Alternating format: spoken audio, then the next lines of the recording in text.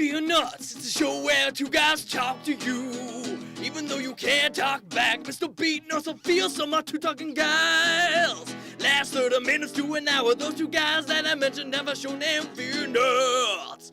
And you should watch it right now. Hello and welcome to this episode of FearnutZ Reviews. I'm Mr. Beatnuts, and today we'll be talking about the last story for the Nintendo Wii. Now, many of you know I have been talking in great deal about how much I loved Xenoblade Chronicles also for the Nintendo Wii. The Wii really knocked it out of the park this year with some of the greatest games ever made. Xenoblade is in my top 10. It is a fantastic game. It looks amazing for the Wii. Good battle system. Gigantic world to go and explore. That game, I sunk 120 hours into my first playthrough, and I still haven't done everything. I talked to some people online. They're saying that it took 200, 250 to complete 100% of the game. Now this game took me about 30 hours to complete my first run through. It's meant to be played multiple times though, because your first run through, basically you get the story and stuff, and the second run through is all about getting, super powered weapons and doing some cool stuff. So I really enjoyed this game, and let's start off with the packaging, because this is one of probably the best package I have ever seen for a game. As you can see, it comes in what looks like just a standard book. Very great detail on this. You open it up, it comes with the Nobuo Uematsu soundtrack, which is awesome. You get the art gallery with some amazing art in there, concept and otherwise.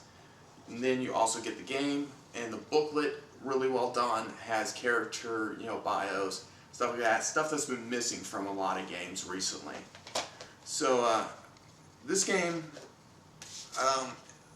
like I said, it's definitely not in my top 10. I don't see it as being as good as Xenoblade Chronicles, but it's another great JRPG. It's from Mistwalker, who is one of my favorite JRPG companies. Sakaguchi Uematsu-san. They knock it out of the park with a great story, great soundtrack. Battle system is interesting. The way it works, it reminds me a lot of a dual stick shooter. So basically you only use one stick though, because you just auto attack and you're typically melee attacking. So that is the primary of your fighting and combat system, and then you add to that situational special abilities, like one of Zell's ability, he can run up the wall, flip backwards and land down. Another one, he can take cover, because this also uses a cover system, kind of Gears of War-ish, where you can get behind, and if people don't see you, you can get good critical attacks, and also do abilities like the slash, where you fly in and hit multiple enemies. They also have some magic users, which you'll use here and there, and can also use in the multiplayer, which just has multiplayer deathmatch and co-op, which I'll dive into in the second part of the review. So, like I said, the battle system's interesting. I really enjoyed it. It really started feeling good as soon as you started getting a few abilities and a few leveled up. So I really enjoyed that. The story's good, but if you play JRPGs and if you're paying attention to the visual cues that they are giving you, it's kind of predictable. I knew exactly how things were going to play out about halfway through the game. And I mean, there's some twists and turns that they try to deliver, but at the same point, like I said, if you're paying attention, you kind of see them coming, and that was kind of disappointing. But like I said, it's a 30-hour story, where Xenoblade was all about running around, exploring the world, and the main story was kind of actually secondary to just exploration of the world. This is more laser guided.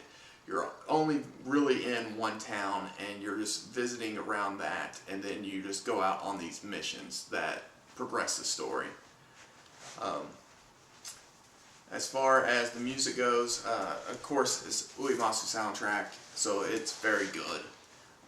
Really well done on that front. And then Now, the multiplayer, oh, one more thing about the story. You'll notice that the Garak, artistically speaking, and Zangarak himself seemed like they were stolen straight from The Legend of Zelda. Zangarak does look like he could easily fit in as a Ganondorf character in the next Legend of Zelda game. So I'm a big Zelda fan, so that kind of bothered me that they didn't have a different feel to the character design. But he was an interesting character. There's a lot of interesting characters, even with the story kind of being stereotypical and kind of transparent to where they're going with it. The characters still really well written. The voice acting was really good in this, as well as Xenoblade. Very good voice acting, and so yeah, definitely good single player experience. Now the multiplayer is another game that I felt really did not need a multiplayer attachment.